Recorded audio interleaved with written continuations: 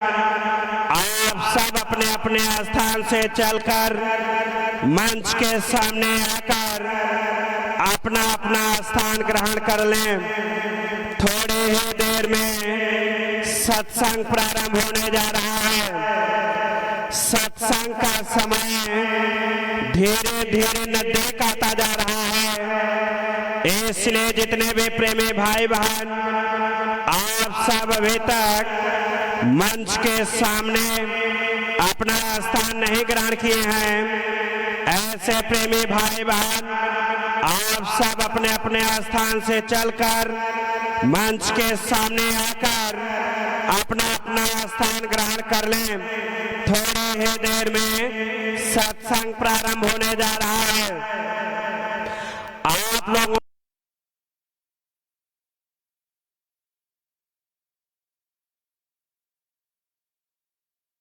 बाबूराम जी इस समय मंचासीन होने जा रहे हैं।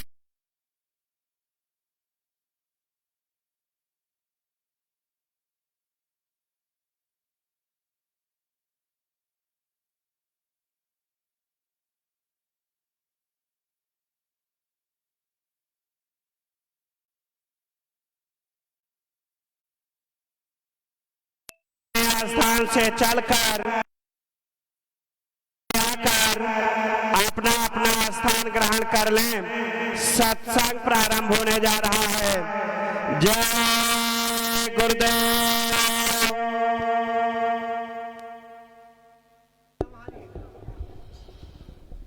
जय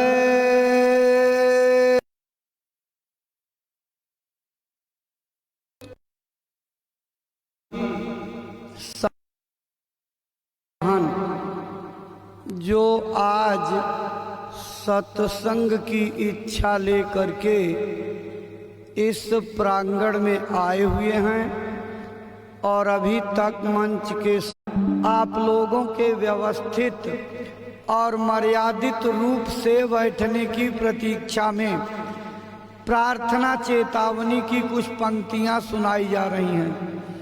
आप इनको सुनिए, संभव हो तो दोहराइए, नहीं अंतर में गुनगुनाते हुए चिंतन मनन जरूर करिएगा कि इस नाशवान संसार की वास्तविकता क्या है, हम किस काम किन दुनिया में हम आए थे। हरिभजन को ओटन लगे कपास, माया की छाया में पड़ करके जड़ पदार्थों को इकट्ठा करने की होड़ में अपने मानव सांसों को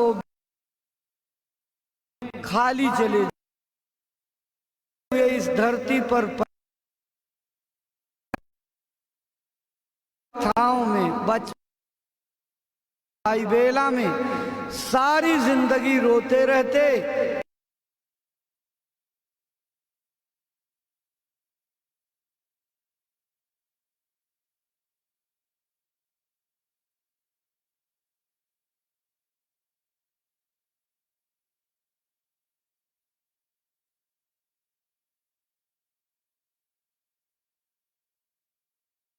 चल रहा उचित कितने दिनों तक कायम रहेगा और हमारी क्या मदद करेगा, इसी हकीकत को याद कराती ये चेतावनी आपको सुनाई जा रही है। आप सुनिए।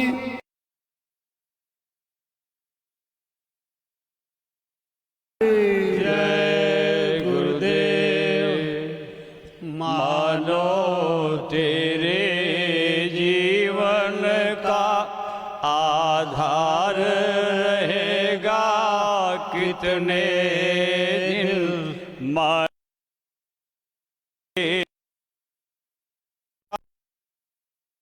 रहेगा कितने तन में तड़प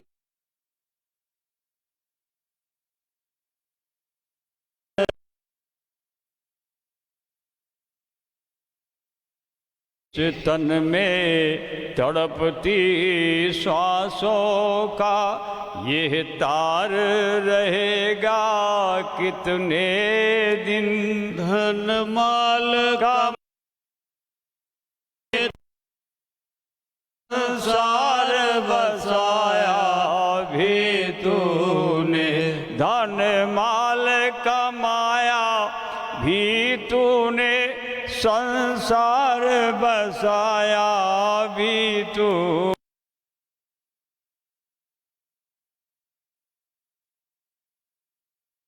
अधिकार कितने दिल,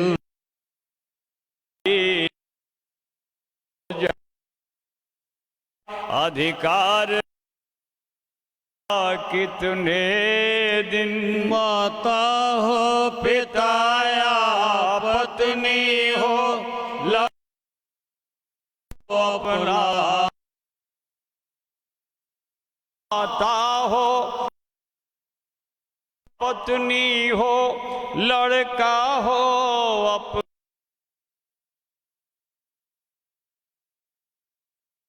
कहने वालों का ये प्यार रहे दिल,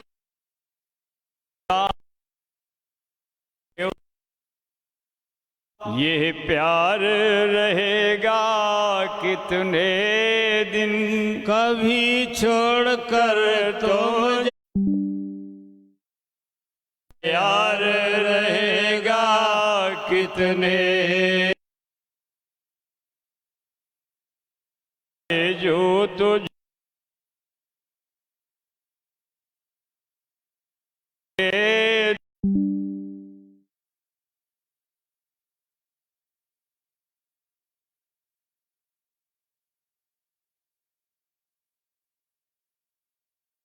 मानो तेरे का।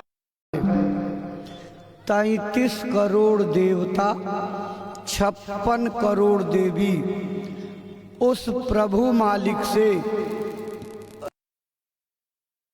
करके एक बार हमको आदमी का शरीर दे दीजिए तो हम अपना भी काम बना लें, लेकिन भीख मांगने के बावजूद उनको नहीं मिलता। तो बिना मांग की कृपा से मिल गया है। यानी भगवान पूज्य महाराज साधु घर द्वार छोड़ करके जंगल नहीं, अपना काम जो भी करते हैं ईमानदारी और सच्चाई से करना, खिदमत मोहब्बत। 1 घंटा 2 घंटा कई तरकीब से भजन कर लो। देव जी महाराज ने 116 वर्षों की उम्र श्रम बिगड़े और अपराध का हृदय परिवर्तन कर मटीरियलिटी के युग में भौतिक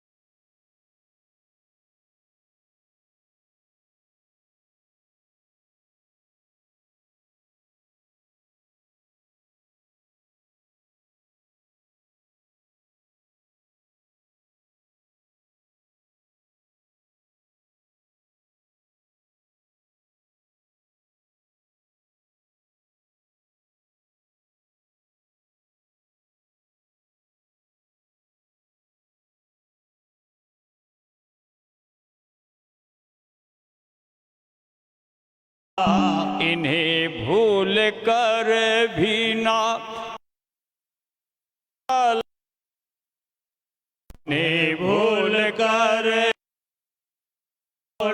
मुसीबत से बचना, जगत को बचाना।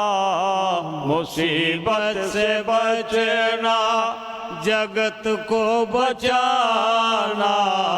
तो मानो है बातें, तुम आते हैं बताते। मुसीबत तो सिर पर क्यों अपने होला, मुसीबत पर क्यों अपने होला। आने को आए भले हैं, बचाने को आए बचेंगे भले हैं। जय गुरुदेव नारा लगाते चले है आजमा का अपने ऊपर चढ़ाओ। सिमट करके बाहर से भीतर को आओ। सिमट करके बाहर से भीतर को आओ। वहीं वो तुम्हारे लिए बस खड़े हैं, वहीं वो तुम्हारे लिए बस खड़े हैं। यही वो तुम्हारे लिए बस खड़े हैं। दुखी जन को बाबा जगाते चले हैं। जय गुरुदेव भगवान का नाम गाओ। जय गुरुदेव भगवान का नाम गाओ। भविष्यत के दुख से बचो और बचाओ। भविष्यत के दुख से बचो और बचाओ। बनो शाकाहारी सदाचार लाओ। बनो शाकाहारी सदाचार लाओ। जन जन को सदाचार सेवा सिखाओ। जन जन को सदाचार सेवा सिखाओ। गुरु डूबते को सहारा मिले हैं। गुरु डूबते को सहारा मिले हैं।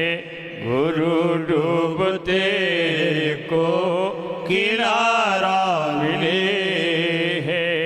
गुरु डूबते को किनारा मिले हैं। जय गुरुदेव नारा लगाते चले हैं। दुखी जन को बाबा जगाते चले हैं। जय गुरुदेव। जय गुरुदेव। जय गुरुदेव। भाई बहनों, अभी आप चेतावनी की पंक्तियां सुन रहे थे। गुरु डूबते को सहारा मिले हैं, गुरु डूबते को किनारा मिले हैं। भाई बहनों, ये कर्म प्रधान संसार है। अपने किए कर्मों का भुगतान सबको अदा करना पड़ता है। इस कर्म के बंधन से हमारी अवतारी शक्तियाँ, हमारे भगवान नहीं बच पाए, तो हम आप कैसे बच पाएंगे। महात्मा इसी चीज को समझाने के लिए आते हैं। यहाँ पर शुभ अशुभ कर्मों के संतुलन को बना करके पुण्य लाभ अर्जित करके इस जीवन को कैसे कामयाब बनाया जा सकता है, उसका सरल से सरल रास्ता बताते हैं। पूज्य महाराज जी 108 दिन की शाकाहार सदाचार मद्य निषेध आध्यात्मिक वैचारिक जन जागरण यात्रा के साथ आपके गांव की धरती पर पधारे हुए हैं। आज इस यात्रा का 51वां दिन है। गुरु महाराज के संदेश को लेकर के लगातार ये 27 अगस्त से 13 दिसंबर तक जगह जगह लोगों को गुरु महाराज का संदेश सुनाते हुए शाकाहार सदाचार और नशा मुक्ति को अपनाने की प्रेरणा देते हुए प्रेम सौहार्द का वातावरण बनाने, चरित्रों का उत्थान करने, मानव धर्म मानव कर्म के रास्ते पर लोगों को ला करके देश में एक अच्छे समाज का निर्माण करने के अभियान में निकले हुए हैं। आज आपके जीवन की घड़ियों का परम सौभाग्य है जो गुरु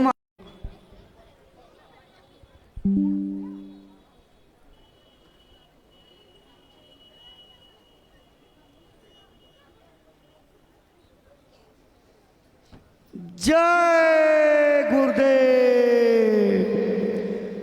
अपने गुरु महाराज के श्री चरणों में श्रद्धा सुमन अर्पित करके दया कृपा और संभाल की प्रार्थना करते पूज्य महाराज जी।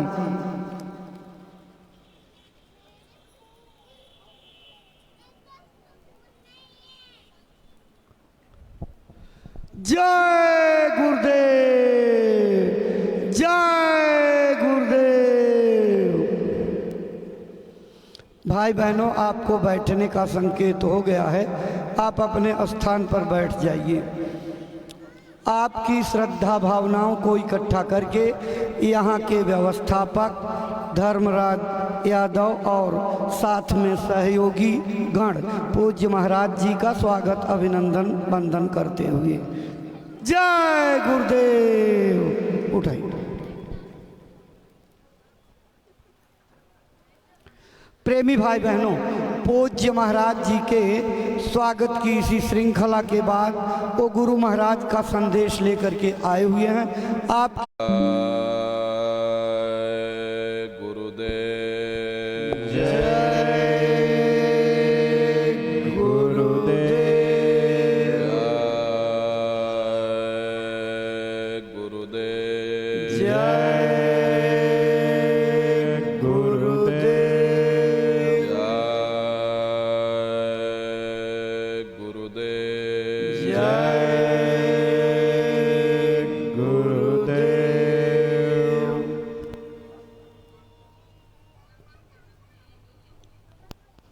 सर्वत्र विराजमान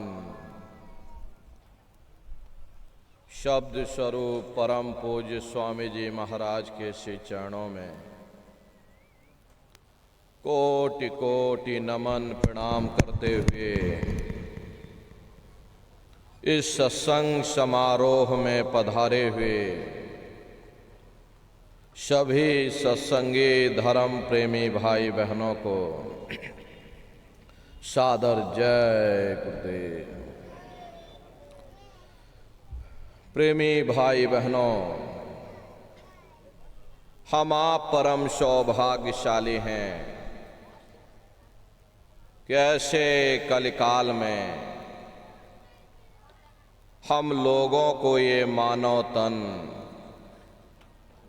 ये मनुष्य शरीर प्राप्त हुआ। उससे भी परम सौभाग्य की बात है कि मनुष्य रूपी मंदिर में बैठ करके हम लोगों को सत्संग सुनने का ये अवसर मिल रहा। सत्संग जल जो कोई पावे, मैलाई सब कट कट जावे। ये सत्संग है, ये कोई कथा और कीर्तन नहीं, किस्से और कहानियां नहीं, नाच गाना ढोल और मजीरा नहीं, ये महात्माओं की अजर अमर वाणियां हैं। यदि आपने ध्यान से सुन लिया तो निश्चय ही आपको अपने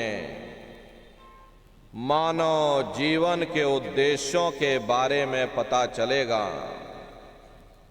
कि आखिर ये मनुष्य शरीर हमको क्यों मिला है, क्या इसका उद्देश्य है, मरने के बाद हम लोग कहाँ जाएंगे, हमारे बाल बच्चे रिश्ते नातेदार कहाँ जाएंगे और कैसे हमारी जीवात्मा का कल्याण होगा।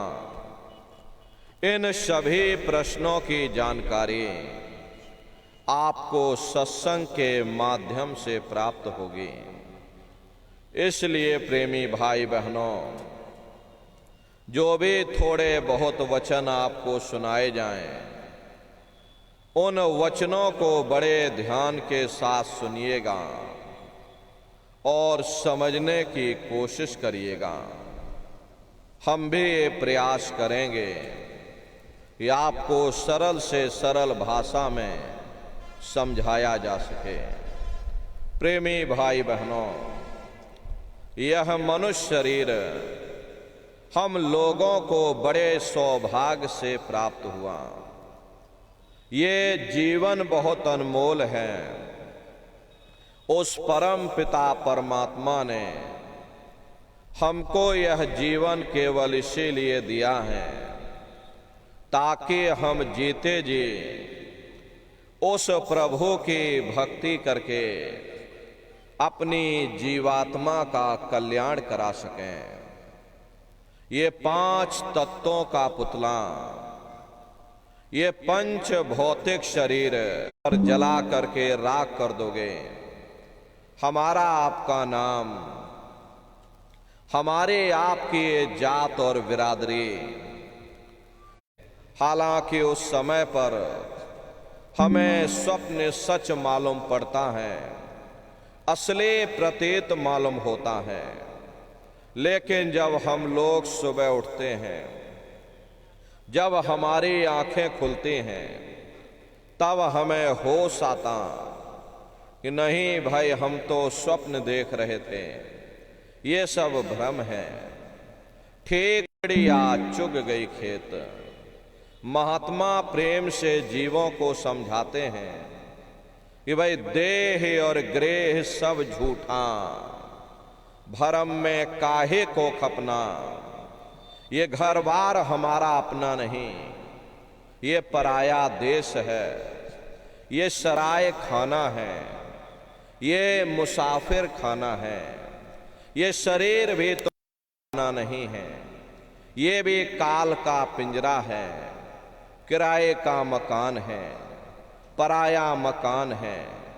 किसी को 40-50 साल के लिए मिला और किसी को 80-90-100 साल के लिए मिल गया। जितने जितने श्वास उस मालिक ने बख्शे हैं, उसे भुगतने के बाद में हमें शरीर को यहीं छोड़ जाना। श्वास दुधारा नित ही जारी, एक दिन खाली चाम। प्रेमी भाई बहनों, एक तालाब पानी से चाहे कितना भी क्यों ना भरा हो, आप एक छोटी सी नाली काट कर खोल दीजिए, तालाब में छोटा सा छेद कर दीजिए, तो सारा पानी रखने को तैयार नहीं होता।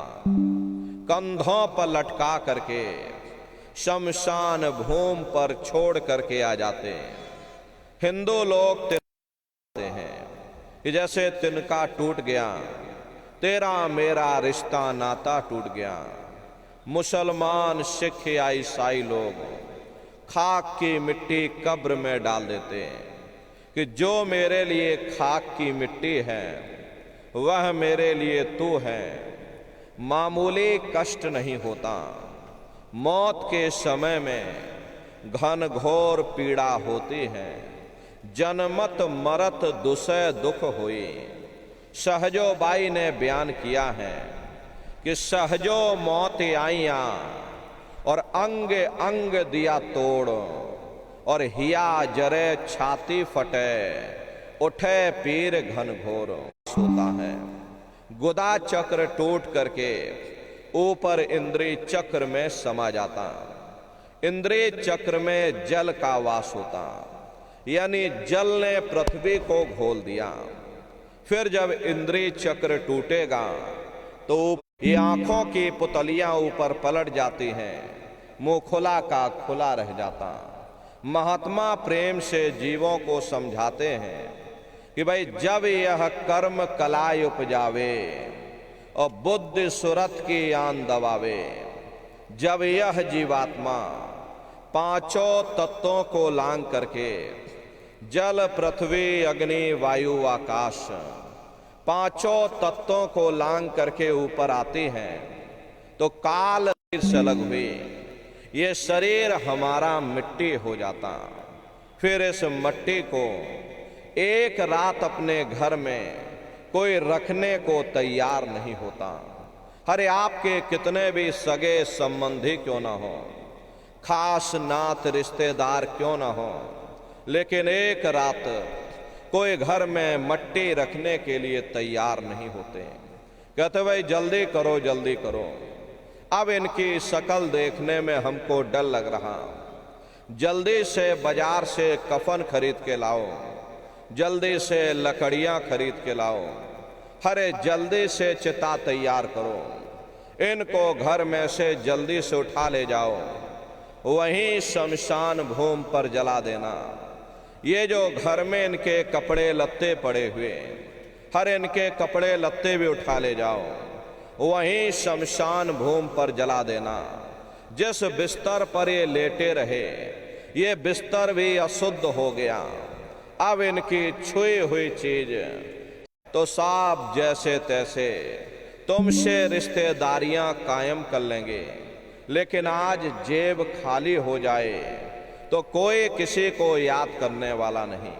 13 दिन बाद 13वीं मना दोगे, लड्डू पूड़ी पकवान बना करके खिला दोगे, फिर जान धीरे धीरे बस गए। ऐसे ही प्रेमी भाई बहनों एक दिन सब तुमको भी भूल जाएंगे, कोई किसी को यहाँ याद करने वाला नहीं। ये कहानी तो शमशान भूमि पर समाप्त हो गई। एक बार ये मनुष्य शरीर दे दो, हम भजन करेंगे, भक्ति करेंगे, हम अपनी जीवात्मा का कल्याण करेंगे। तो मैंने इनकी प्रार्थना को स्वीकार कर लिया और इनको मैंने सुंदर सा ये मनुष्य शरीर दे दिया। नहीं बोलते हरे महात्माओं ने जब साधना किया, साधना करके जब ऊपर गए और ऊपर जा करके जब उन्होंने नरकों का हाल देखा तो हमारी आपकी जानकारी के लिए उन्होंने धर्म ग्रंथों में लिख दिया कि लोह के खम्भ तपत के माही, और जहां जीव को ले चिपटाई वहां लोहे के खंबे अग्नि से धधक धधक कर लाल हो रहे। ऐसे खोटे जीवों को उन खंभों में चिपटाया जाता है। जीव हाय हाय करके तड़फता है, तड़फ तड़फ जीव जुलम बुखारी, और तपत खम्भ दुख उपजे भारी। असहनी वेदना होती है, असहनी दुख दर्द होता, जीव वहां रोता और चिल्लाता रहता। लाखों लाख जोजन मील तक तुम्हारे रोने और चिल्लाने की आवाज जाती है, लेकिन प्रेमी भाई बहनों वहां कोई तुम्हारी पुकार सुनने वाला नहीं, कोई तुम्हारी दर्द भरी आवाज को सुनने वाला नहीं। महात्मा समझाते हैं कि भाई नर के अनेक और हैं, कहाँ लग कहूँ बखान, और दुख भोगते यह जीव जो जाने जो भोग समान। कहते भाई एक नरक नहीं, ऐसे वहां पर अनेकों अनेक नरक बने हुए, अलग अलग खोटे पाप कर्मों के वहां पर अलग अलग नरक बने हुए। ये जीव अपने अपने कर्म के अनुसार उन नरकों की यातनाओं को भोगता रहता। प्रेमी भाई बहनों, कुंभी नरक निदान है और पड़े जीव जग जाए और सिर समेत डूबा रहे सदा नरक के माही। कुंभी कहते हैं घड़े के आकार का बड़ा विशाल नरक बना हुआ, दुनिया भर का मवाद उसमें भरा है, बड़े भारी बदबू उसमें से आती हैं, जीवों को उसी में डाल दिया जाता। जब ही नरक सिर ऊपर काढ़े तब ऊपर जूते जम मारे। जैसे ये जीव श्वास लेने के लिए अपने सिर को बाहर निकालता है, ऊपर यमदूत खड़े रहते हैं, नोकदार भालों से प्रहार कर देते हैं। जीव फिर उसी में डूब जाता है, युगों युगों तक डूबा रहता। कुंभी नरक कल्प लो वासा, और मुख में नरक नाक में श्वासा। कल्प लो वासा यानी 1000 चौकड़ी युग का एक कल्प होता है, और कल्प लो वासा यानी युगों युगों तक ये जीव नरकों की यातनाओं को भोगता रहता।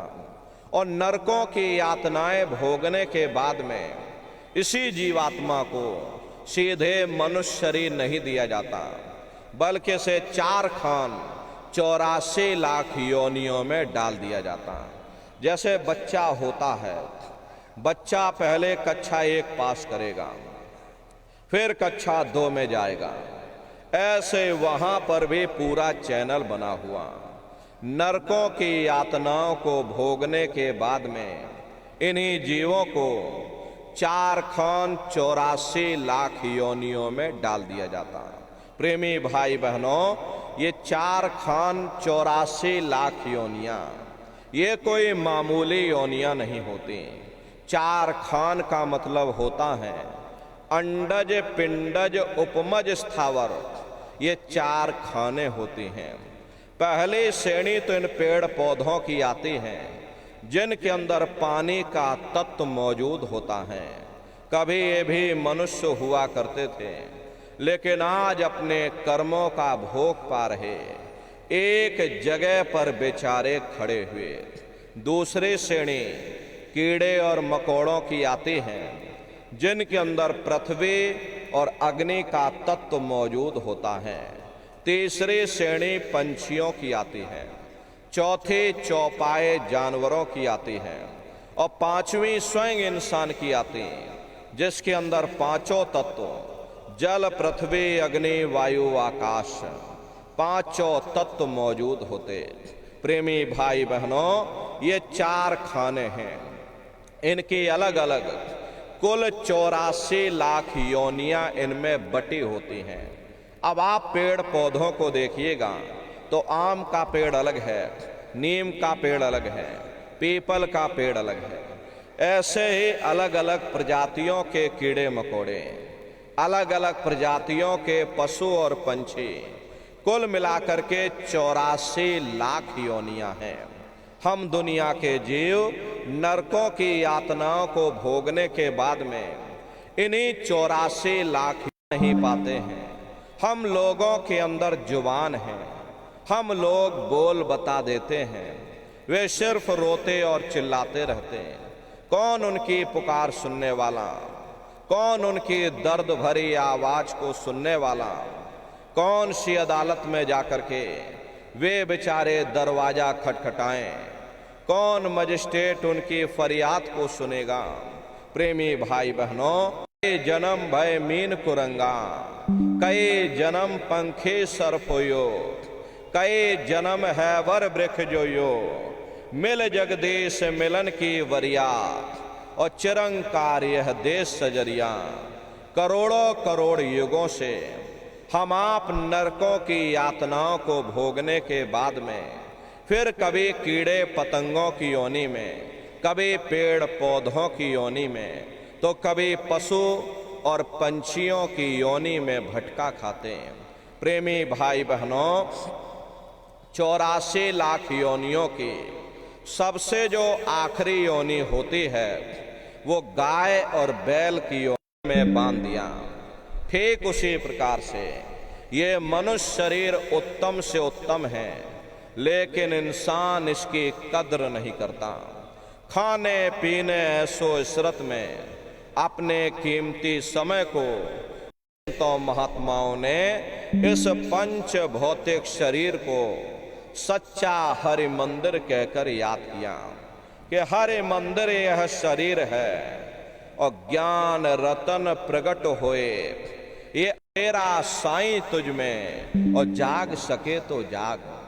जिस तरह से तिल में तेल होता है, पत्थर में अग्नि होती है, ठीक उसी तरह से वो मालिक हरेक के घट घट में, हरेक के वजूद के अंदर बैठा हुआ।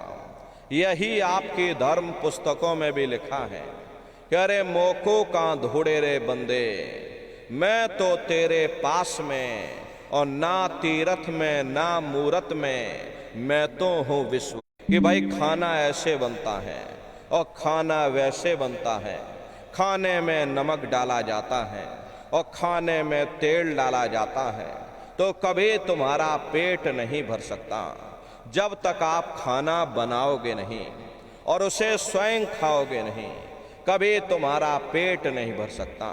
हम वेदों की निंदा नहीं करते, हम ग्रंथों की निंदा नहीं करते, हम गीता कुरान और बाइबल की निंदा। संतों महात्माओं ने केवल 3 साधन बताए। साधन 3 सार्युन वर्णे और साधन सब थोथे मान। इस कलयुग में उस माली भाई बहनों, यह सुरत शब्द नाम योग की साधना है। संतों का जो इतिहास रहा, संतों के इतिहास में सबसे पहले कबीर साहब आए, जिन्होंने सुरत शब्द नाम योग की साधना जारी की। उसके बाद गुरु नानक साहब आए, गुरु नानक साहब ने भी सुरत शब्द नाम योग की साधना जारी की। उसके बाद और भी महात्मा आए, कबीर, नानक, दादू दरिया, भीखा रविदास जी महाराज, पलटू साहब जी महाराज, जगजीवन साहब जी महाराज। आप चित्रकूट में चले जाइए, गोस्वामी जी महाराज जिन्होंने रामचरित्र मानस बनाई, उन्होंने भी सुरत शब्द नाम योग की साधना जारी की। राजस्थान की धरती पर देखो मीराबाई हुई, सहजोबाई हुई, उन्होंने भी उस मालिक को पाया, तो सुरत शब्द नाम योग की साधना करके पाया। प्रेमी भाई बहनों, ये सुरत शब्द नाम योग की साधना है। इस साधना की 3 क्रियाएं हैं, सुमरन, ध्यान और भजन। तो कैसे आप लोग सुमरन करोगे, कैसे आप लोग ध्यान करोगे और कैसे आप लोग भजन करोगे, बैठ करके अच्छी तरह से समझिएगा और फिर घर पर जा करके करिएगा। तो सबसे पहले सुमरन कैसे किया जाएगा? सुमरन करने के लिए एक माला आप लोग ले लेना। ये देखिए प्रेमी भाई बहनों, 108 दाने की ये माला है। अपने अपने घरों में बैठ करके बाहर से अपनी आंख को बंद कर देना, दोनों आंखों के मध्य भाग में अपने ध्यान को रोक करके और दाने दाने पर जय गुरुदेव नाम का उच्चारण करिएगा। हर दाने पर जय गुरुदेव नाम, हर दाने पर जय गुरुदेव नाम, जय गुरुदेव जय गुरुदेव जय गुरुदेव, कुल 108 बार करिएगा। दोबारा इसी जगह फिर वापस आ जाओगे। जब आप जय गुरुदेव नाम का उच्चारण करोगे तो दोनों आंखों के मध्य भाग में अपने ध्यान को रोक करके और दाने दाने पर जय गुरुदेव नाम का उच्चारण करिएगा। जिसको आप याद कर रहे हो, एक समय ऐसा आएगा वो अंतर में तुम्हारे सामने प्रकट हो जाएगा। उसके स्वरूप को देख लेना, फिर उसी के स्वरूप को याद करके जय गुरुदेव नाम का सुमरन सभी नए प्रेमी भाई बहन करिएगा। दूसरी बार फिर यहीं से जय गुरुदेव नाम का सुमरन, तीसरी बार फिर यहीं से जय गुरुदेव नाम का सुमरन। इस तरह से कुल 8 बार जय गुरुदेव नाम का सुमरन सभी नए प्रेमी भाई बहन करिएगा। 8 बार करने के बाद ये माला आप रख देना। प्रेमी भाई बहनों, ये जय गुरुदेव नाम किसी साधारण इंसान का नाम नहीं है, ये स्वयं उस अनामी महाप्रभु का नाम है। समय समय पर संत महात्मा अपने अपने समय पर आकर के अपनी साधना के द्वारा उस मालिक के नाम को सिद्ध करते हैं, उस मालिक के नाम को जगाते हैं। जैसे कबीर साहब आए, उन्होंने साहिब नाम सिद्ध किया। गुरु नानक साहब आए, उन्होंने वाहे गुरु नाम सिद्ध किया। गोस्वामी जी महाराज आए, उन्होंने राम नाम सिद्ध किया। मीराबाई आई, उन्होंने गिरधर नाम सिद्ध किया। इसी तरह से हमारे गुरु महाराज जय गुरुदेव नाम सिद्ध करके गए। जय गुरुदेव नाम का जहाज लगा कर गए। अगर जहाज पर सारी दुनिया बैठेगी, ये जहाज सारी दुनिया को पार करेगा। नए जीवों के लिए नामदान की प्रक्रिया को और सरल से सरल किया गया। वरना बहुत से पुराने पुराने प्रेमी हैं, और अगर उनसे पूछा जाए कि भाई जरा नाम रूप स्थान गाजे बाजे बता दो, वो तक भूल जाते हैं। अब इतने पुराने हो करके आज तक याद नहीं कर पाए तो बड़ा भारी दोष लगता है। इसीलिए नए जीवों के लिए गुरु महाराज की दया कृपा से ये रास्ता और सरल से सरल किया गया। बहुत से बगैर पढ़े लिखे लोग हैं, बूढ़े बुजुर्ग हैं, बच्चे बच्चियां हैं, आसानी से आप लोग समझ सको और सुमरन ध्यान भजन कर सको। एक है साध है सब सद है, सब साध है सब जाए। पहले अपने गुरु की उंगली पकड़ लो। गुरु बिन भव निज तरे न कोई, गुरु के बगैर कोई भी जीवात्मा इस भव सागर से पार नहीं जा सकती। इसीलिए कहा गया है कि गुरु गोविंदो खड़े और काके लागो पाई, और बलिहारी गुरु आपने जिन गोविंद दियो बताई। महिमा उन्हीं की है जिन्होंने गोविंद को लखा दिया। इसीलिए कहते हैं कि भाई गुरुर ब्रह्मा गुरुर विष्णु और गुरुर देवो महेश्वर और गुरुर साक्षात पर ब्रह्म तस्मै श्री गुरुवे नमः। तीन लोक नौ खंड में और गुरु से बड़ा न कोई, और करता करे न कर सके और गुरु करे सो हुई। इसलिए प्रेमी भाई बहनों, साधना करने से पहले जय गुरुदेव नाम का सुमरन सभी नए प्रेमी भाई बहन करिएगा। सुमरन करने के बाद में फिर आप ध्यान पर बैठिएगा।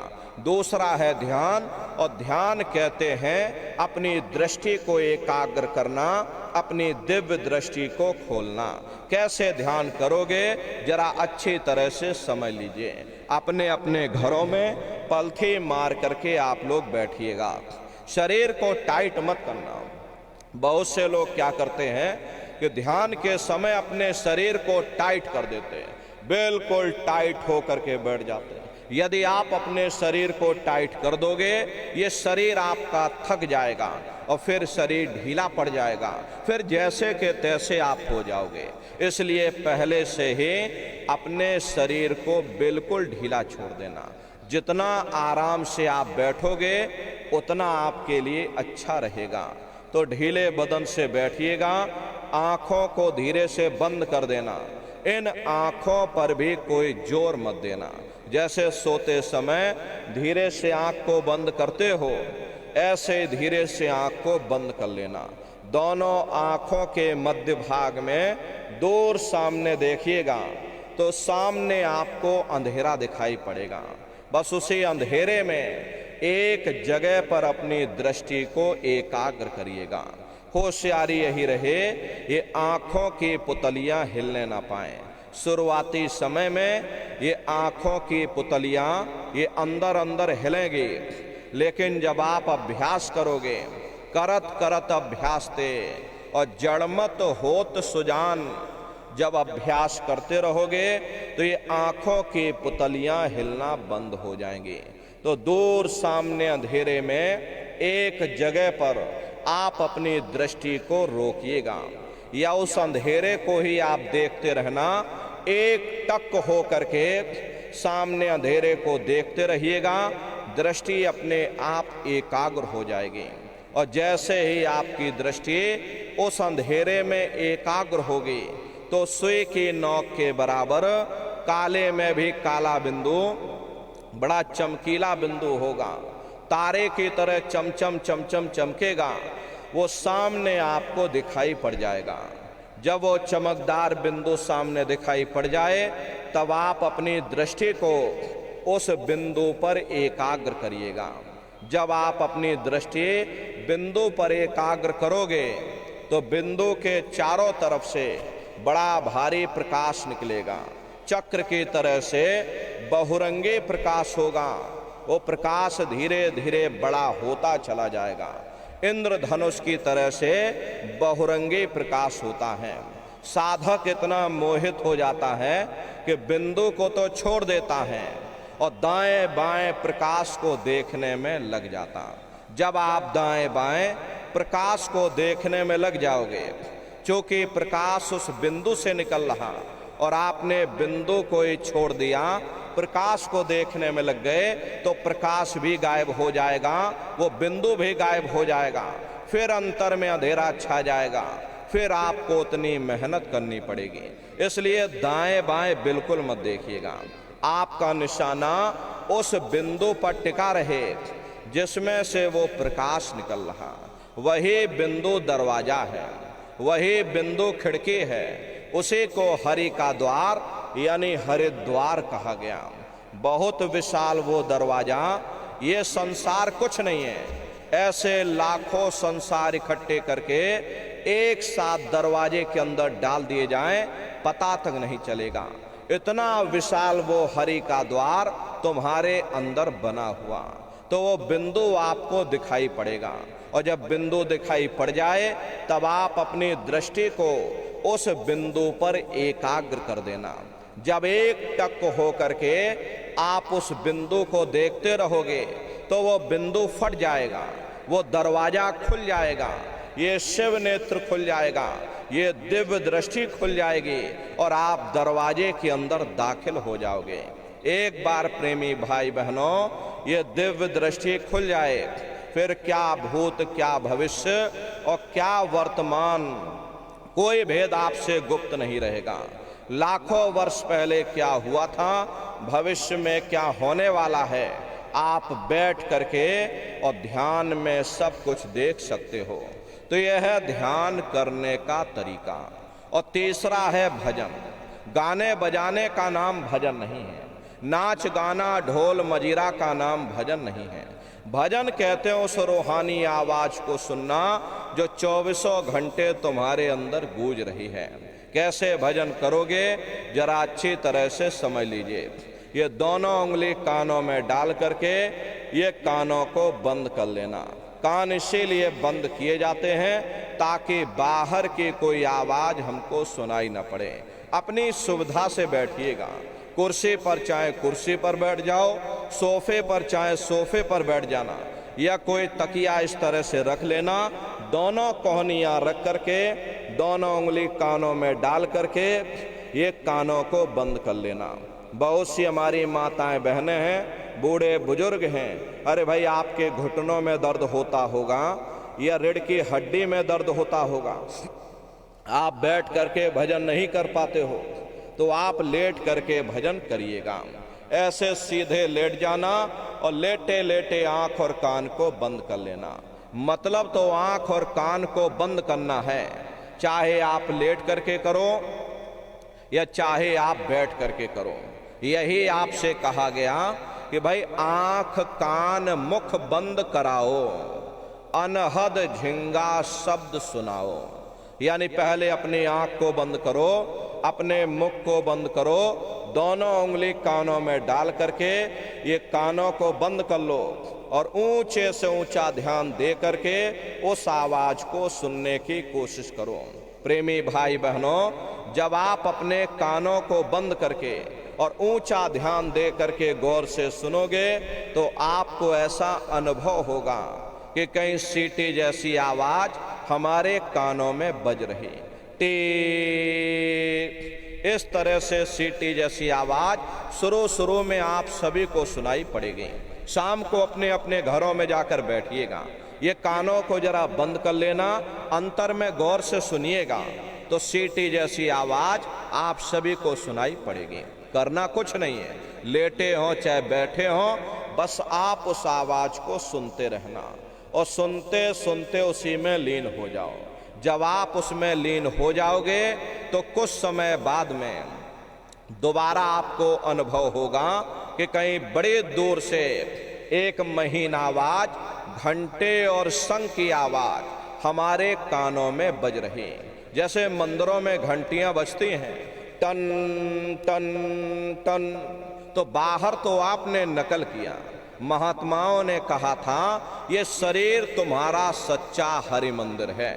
इसे हरि मंदिर के अंदर 24 घंटे वो घंटे और शंख की आवाज गूंज रही है। उसी घंटे शंख की आवाज को महात्माओं ने शब्द कहा। आपके धर्म पुस्तकों में लिखा है कि पोथी पढ़ पढ़ जग मुआ, पंडित भया न कोई, और 2.5 अक्षर प्रेम का पढ़े सो पंडित हुई।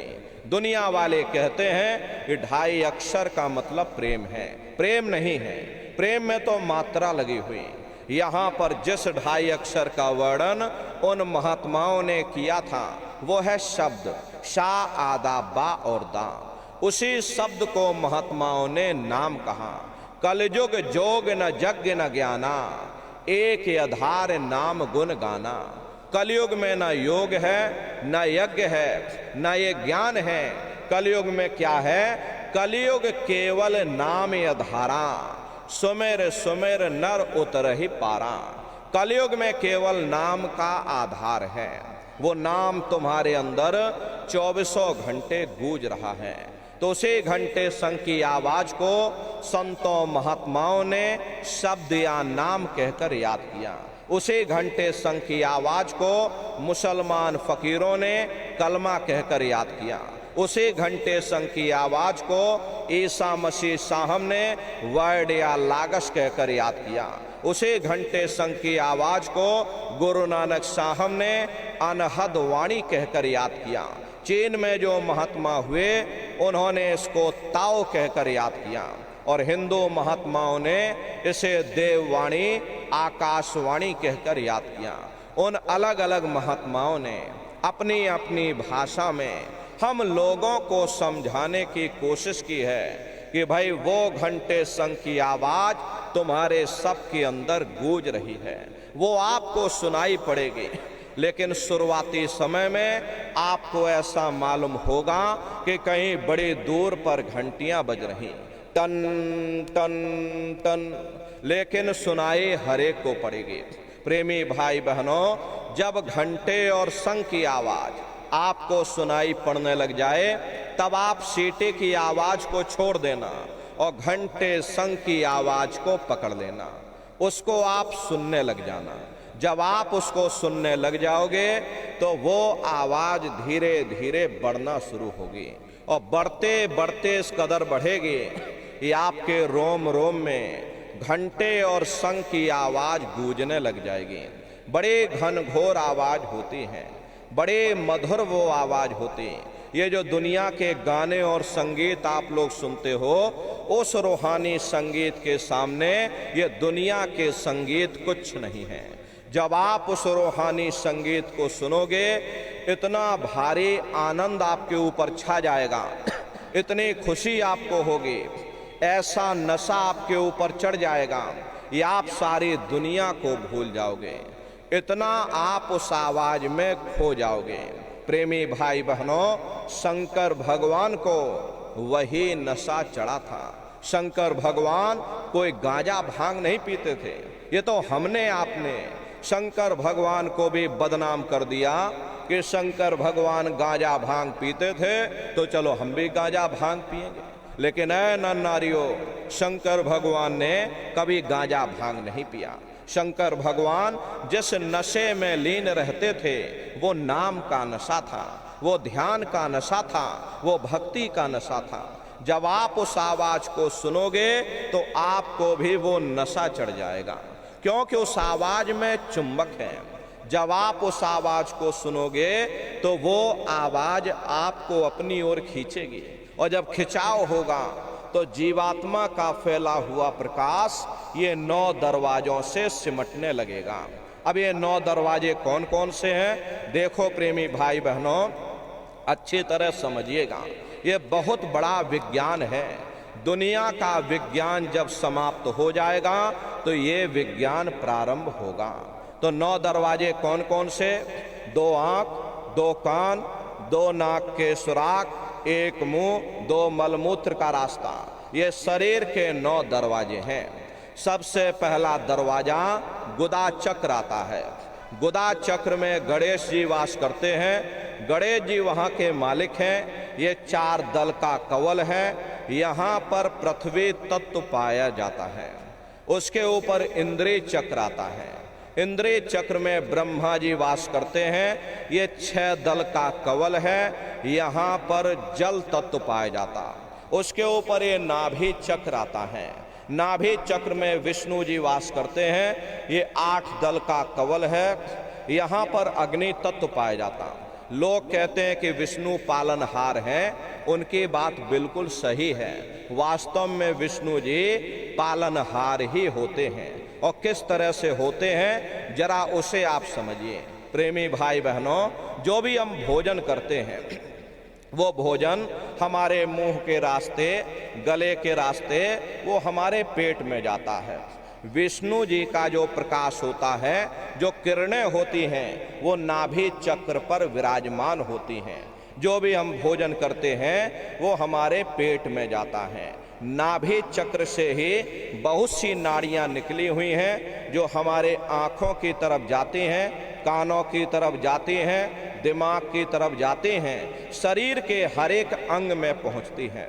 जो भी भोजन करते हैं उसका जो तत्व बनता है वही तत्व इन्हीं नाड़ियों के जरिए शरीर के हर एक अंग में पहुंचता है और इस प्रकार से हमारे शरीर का पालन होता है। तो प्रेमी भाई बहनों, नाभि चक्र पर विष्णु जी विराजमान होते हैं, इसीलिए उनको पालनहार कहा जाता है। उसी के ऊपर ये हृदय चक्र आता है। हृदय चक्र में शिव जी वास करते हैं। ये 12 दल का कवल है। यहाँ पर वायु तत्व विराजमान है। प्रेमी भाई बहनों, वास तो वो ऊपरी मंडलों में करते हैं, ऊपरी लोकों में करते हैं, लेकिन उनका प्रकाश, उनकी किरणें इन चक्रों पर पड़ती हैं। उसी के ऊपर एक कंठ चक्र आता है। यहाँ पर आद्या महाशक्ति की किरणें पड़ती हैं। ये 16 दल का कवल है। और आप सबसे ऊपर, तुम्हारी जीवात्मा सबसे ऊपर दोनों आँखों के मध्य भाग में बैठी है, जहाँ पर देवियाँ बिंदी लगाती हैं और पुरुष जहाँ पर टीका लगाते हैं। ये बिंदी और टीका यहाँ पर हम लोग इसीलिए लगाते हैं क्योंकि यहीं पर हमारी जीवात्मा बैठी है, उसका श्रृंगार किया जाता है। तो ये 10वां द्वार है जहाँ पर तुम्हारी जीवात्मा बैठी हुई। इसी 10वें दरवाजे पर बैठ करके जीवात्मा अपने प्रकाश को 9 दरवाजों में फैलाती है, जिससे आपका शरीर चलता, आपके हाथ और आपके पांव चलते हैं। जब आप भजन करोगे, घंटे शंख की आवाज को सुनोगे, तो उस आवाज में चुंबक है, वो आवाज आपको अपनी ओर खींचेगी। और जब खिंचाव होगा तो जीवात्मा का फैला हुआ प्रकाश ये 9 दरवाजों से सिमट करके यहीं 10वें दरवाजे पर इकट्ठा हो जाएगा, जहां पर ये जीवात्मा बैठी हुई। और जैसे ही सारी शक्ति, सारी चेतना सिमट करके दोनों आँखों के मध्य भाग में यानी 10वें द्वार पर इकट्ठी हुई, तुरंत शब्द जीवात्मा को खींच करके इस शरीर से बाहर कर देगा। फिर आप अपनी आँखों से देखिएगा कि हमारा शरीर ये है, हम ये खड़े।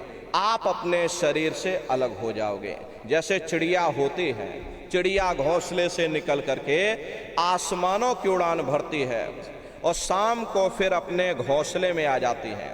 ऐसे ही तुम्हारी ये जीवात्मा इस शरीर रूपी घोंसले से निकल करके ब्रह्मांडों की सैर करेगी, देवी देवताओं के दर्शन करेगी, राम और कृष्ण के दर्शन करेगी और घूम करके फिर अपने शरीर रूपी घोंसले में वापस चली आएगी। प्रेमी भाई बहनों, ये ब्रह्मा, विष्णु, महादेव जिनकी सारी दुनिया पूजा करती है। अरे आप सभी लोग ब्रह्मा विष्णु महादेव की पूजा करते हो, लेकिन कभी आपने विचार नहीं किया कि भाई जिनकी हम सभी लोग पूजा करते हैं आखिर ये हैं कौन।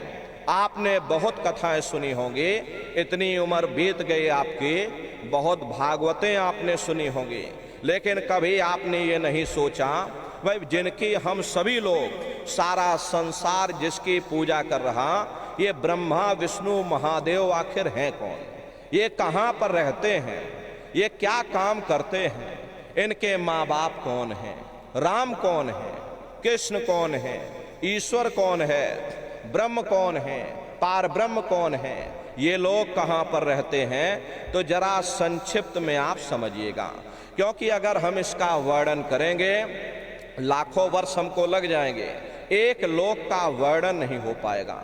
इतने विशाल लोक ऊपर बने हुए, लेकिन संक्षिप्त में हम आपको बता रहे कि किन किन मंडलों को पार करते हुए तुम्हारी ये जीवात्मा अपने 5वें मंडल पर यानी कि सचखंड में पहुंचेगी। प्रेमी भाई बहनों, जब आप भजन करोगे और घंटे संग की आवाज को पकड़ करके जब आप शरीर रूपी घोंसले से बाहर निकल जाओगे, तो उसी घंटे संग की आवाज को पकड़कर ये जीवात्मा ब्रह्मांडों की चढ़ाई करेगी। पलक झपकते यह जीवात्मा खरबों योजन ऊपर चली जाएगी। ये चांद सूरज सितारों को पार करने के बाद सबसे पहले जो आपको लोक मिलेगा उसे महात्माओं ने शिवलोक कहा। शिवलोक वो तमोगुणी स्थान है, वहाँ के मालिक शिव जी हैं, वो पार्वती जी के साथ उस लोक में विराजमान हैं। शिव जी का दर्शन करने के बाद फिर जब आप ऊपर चढ़ोगे, उसी के ऊपर ब्रह्मा जी का लोक आएगा। ब्रह्मा जी का लोक वो रजोगुणी स्थान है, वहाँ के मालिक ब्रह्मा जी हैं, वो गायत्री सावित्री और सरस्वती के साथ उस लोक में विराजमान हैं। और ब्रह्मा जी का दर्शन करने के बाद फिर घंटे संग की आवाज को पकड़ करके फिर जब आप ऊपर चढ़ोगे, उसी के ऊपर विष्णु लोक आएगा। विष्णु लोक वो सतोगुणी स्थान है, वहाँ के मालिक विष्णु जी हैं, उनका बड़ा मनमोहक स्वरूप है। उनकी 4 भुजाएं हैं और चारों भुजाओं में शंख गदा पद्म और चक्र सुशोभित हैं, और आप क्षीर सागर में लक्ष्मी जी के साथ विराजमान हैं। ये तीनों देवता ब्रह्मा विष्णु और महादेव अपने अपने लोक में बैठ करके राज्य कर रहे।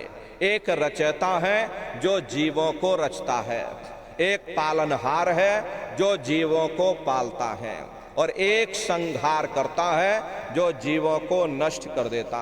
एक का काम है घड़े को बनाना, एक का काम है घड़े की सुरक्षा करना, और एक का काम है घड़े को फोड़ देना। इनकी जो माता हैं वो आद्या महाशक्ति हैं। ब्रह्मा विष्णु महादेव लोक के ऊपर वो आद्या महाशक्ति का लोक आता है, और उसी लोक को पार करने के बाद सबसे पहला देश पड़ता है, या यूं कह लीजिए कि पहली राजधानी पड़ती है, जैसे महात्माओं ने सहस दल कवल कहा, वो राजधानी है। ये ब्रह्मा विष्णु महादेव के जो लोक हैं, उस राजधानी के अंतर्गत आने वाले ये छोटे छोटे जिले हैं। आप इस तरह से समझिए जैसे आपके उत्तर प्रदेश की राजधानी लखनऊ है और ये लखीमपुर आपका जिला है, इसी तरह प्रेमी भाई बहनों वो सहस दल कवल राजधानी है। राजधानी का जो मालिक है वो निरंजन भगवान है। ये ब्रह्मा विष्णु महादेव ये निरंजन भगवान के ही पुत्र हैं, और ये आद्या महाशक्ति ये निरंजन भगवान की अर्धांगिनी हैं। निरंजन भगवान स्वयं तीनों लोकों के मालिक हैं। उन्हीं को त्रिलोकीनाथ कहा जाता। हिंदू उन्हीं को परमात्मा कहते, मुसलमान उन्हीं को खुदा कहते, ईसाई उन्हीं को गॉड कहते। ये जल एक है। जल को चाहे आप पानी कह लो, चाहे आप नीर कह लो, या चाहे आप वाटर कह लो। इसी तरह प्रेमियों वो परमात्मा भी एक है। हम लोग लफ्जों के झगड़े में उलझे हुए, घंटे और शंख की आवाज जो हर इंसान के अंदर गूंज रही, वो आवाज उन्हीं के मुखार बिंद से हो रही। निरंजन भगवान का जो स्वरूप है वो ज्योतिष स्वरूप है। हजार बातें की अखंड ज्योति वहां पर बराबर जल रही। हम आप मंदिरों में ज्योत जलाते हैं, ये तो हम आप उसकी नकल करते हैं। महात्माओं ने आपको चिन्ह बता दिया कि भाई उनका ऐसा स्वरूप है, तो हम लोग यहाँ पर नकल करने लगे। इस ज्योत में तेल की जरूरत पड़ती है और बाती की जरूरत पड़ती है, लेकिन वो अखंड ज्योति वहाँ पर ऐसी जल रही जिसमें ना तेल की जरूरत है और ना बाती की जरूरत है।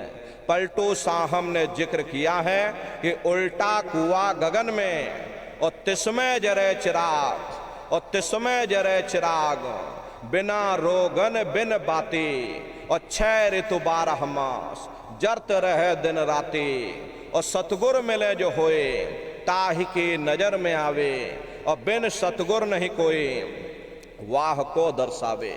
वो अखंड ज्योति ऐसी है जिसे पूरा ब्रह्मांड प्रकाशवान हो रहा।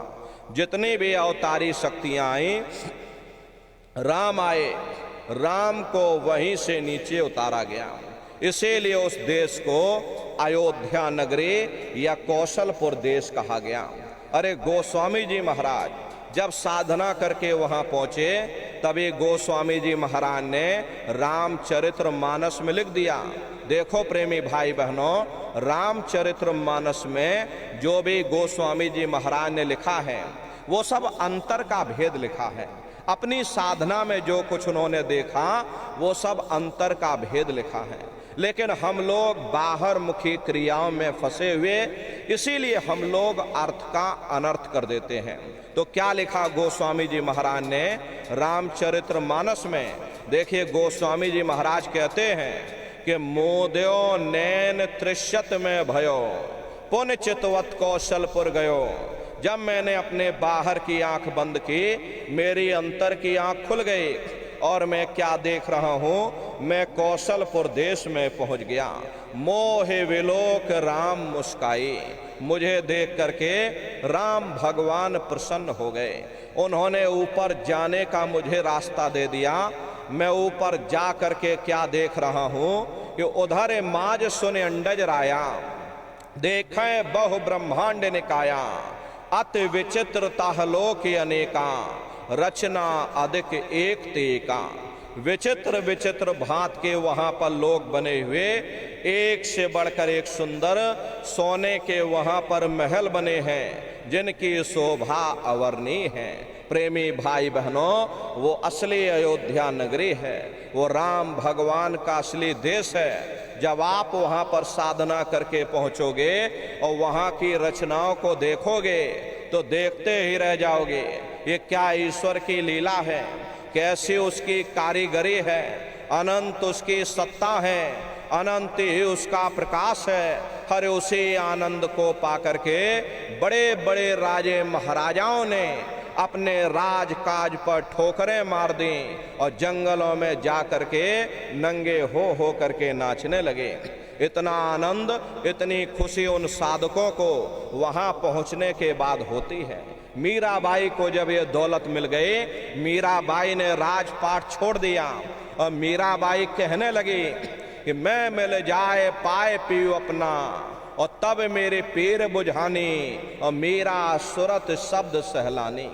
कबीर साहब को जब ये दौलत मिल गई और अन्य महात्माओं को जब वो दौलत मिल गई, उन्होंने जब साधना किया और साधना करके जब ऊपर चढ़ करके देखा तो कलम तोड़ करके लिख दिया, ये अचरज देखा भारी साधो, अचरज देखा भारी रे, और बिना बजाए निस्दिन बाजे, घंटा शंख नगारी रे, और बहरा सुन सुन मस्त होते हैं, तन की खबर बिसारी रे, और बिन भूमि के महल बना है, तामे ज्योति उजारी रे, अंधा देख देख सुख पावे और बात बतावे सारी रे, और जीता मरकर फिर जी जावे, बिन भोजन बलधारी रे, और ब्रह्मानंद संत जन बिरला, कोई समझे बात हमारी रे।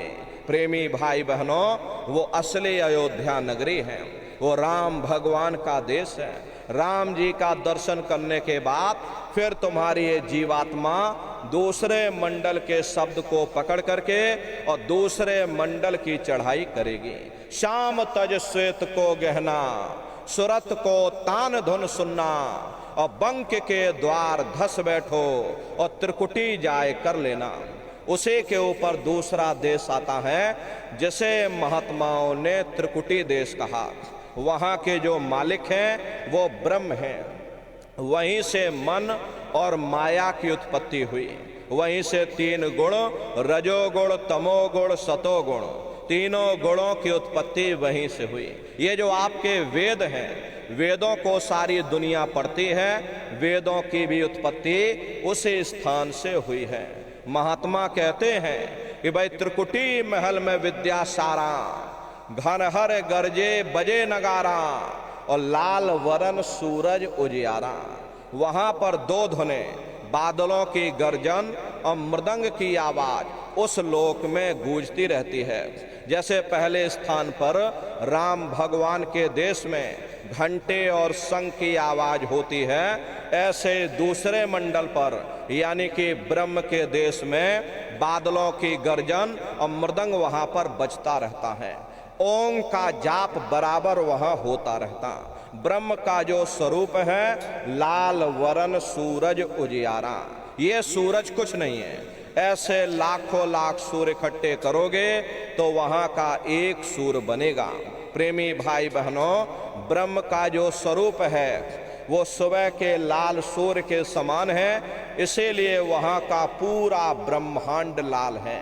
जहां तक आपकी निगाह जाएगी ब्रह्म देश में चारों तरफ आपको लाल ही लाल नजर आएगा। महात्मा जब साधना करके वहां पहुंचे तभी महात्माओं ने लिख दिया कि लाली मेरे लाल की, और जित देखूं त लाल, और लाली देखन में गई मैं भी हो गई लाल। वो पूरा ब्रह्मांड ही लाल है। तो जितने साधक वहां पहुंच जाते हैं उन सभी को योगेश्वर कहा जाता है। योगेश्वर की पदवी उन्हीं, ये बाहर की जन्माष्टमी नहीं है जो आप लोग मनाते हो, ये तो आप नकल करते हो। महात्माओं ने कहा था भाई सही मायने में तुम जन्माष्टमी कब मनाओगे? जब तुम्हारी ये जीवात्मा 5 तत्व जल, पृथ्वी, अग्नि, वायु, आकाश और 3 गुण, रजोगुण, तमोगुण, सतोगुण, 5 तत्व 3 गुणों से परे होकर के ब्रह्म देश में पहुंच करके जब कृष्ण भगवान का दर्शन कर लोगे तब सही मायने में जन्म अष्टमी मनाई जाएगी। वहां कृष्ण भगवान का दर्शन करने के बाद फिर तुम्हारी ये जीवात्मा तीसरे मंडल के शब्द को पकड़ करके और तीसरे मंडल की चढ़ाई करेगी। आगे पहुंची सुन झंकार और अरंकार धुन सुनी पुकार, आगे श्वेत सुन्न है भाई और मान सरोवर पैठ नहाई। उसी के ऊपर तीसरा देश आता है जिसे महात्माओं ने सुन्न देश कहा। उसी को रारंग देश कहा जाता, उसी को अक्षर और नेति कहा जाता। वहाँ के जो मालिक हैं वो रारंग पुरुष यानी कि पर ब्रह्म पुरुष हैं। वहाँ किंगरी और सारंगी 2 धुनें उस लोक में गूंजती रहती हैं। और पार ब्रह्म पुरुष का जो स्वरूप है वो पूर्णमासी के चंद्रमा के समान बड़ा मनमोहक स्वरूप है। इसी स्थान पर प्रेमी भाई बहनों एक बहुत बड़ा अमृत का सरोवर बना है जिसे महात्माओं ने मान सरोवर कहा। जब तुम्हारी ये जीवात्मा उस मान सरोवर में स्नान कर लेगी तो जन्म जन्मांतरों के ये मैले पाप कर्म साफ हो जाएंगे। अरे यहाँ के पानी से तुम्हारे कर्मों की सफाई नहीं होने वाली। ये बाहर का पानी तुम्हारे शरीर के मैल को धो सकता, लेकिन जो पापों का मैल है, जो अंतःकरण में ये जो कर्मों की गंदगी आपने जमा कर रखी, वो जब साफ होगी जब आप तीसरे मंडल पर पहुंच करके उस गंगा में डुबकी लगाओगे। उसमें स्नान करने के बाद ये जीवात्मा हंस रूप हो जाती है। हंसन मिले हंसा हो जाए, मिले जो अमी आहारा है।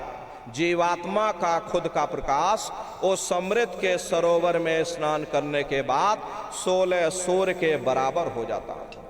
तब फिर यही जीवात्मा चौथे मंडल के शब्द को पकड़ करके और चौथे मंडल की चढ़ाई करती है। 2 पर्वत के संग निहारो और भंवर गुफा ते संत पुकारो। 2 पर्वतों को पार करने के बाद वो बड़ा सुंदर देश आता है जिसे महात्माओं ने भंवर गुफा कहा। वहाँ के जो मालिक हैं वो सोहंग पुरुष हैं, माँ नहीं है। हापे अंग की मात्रा, सोहंग पुरुष हैं। वहाँ बंसी यानी मुरली की मधुर ध्वनियाँ सदा उस लोक में उच्चारण होती रहती। और सोहंग पुरुष का जो स्वरूप है वो दोपहर के सूर्य के समान महाप्रकाशवान स्वरूप है। स्वरूप में अंतर है।